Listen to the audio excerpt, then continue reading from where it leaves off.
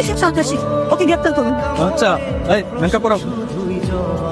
কাজল sir বিশ্বাস করে আমিও ডিস্টার্ব করি না, আমি তো কাজলের পাগলের মতো ভালোবাসি, ও আমার পাগলের মতো ভালোবাসে। কাজল করো কেন? ও কিসের কাজল? আর আপনি দাঁড়িয়ে আছেন কেন? যান ওকে নিয়ে যান। এখন থেকে আপনি নিশ্চিন্ত থাকবেন।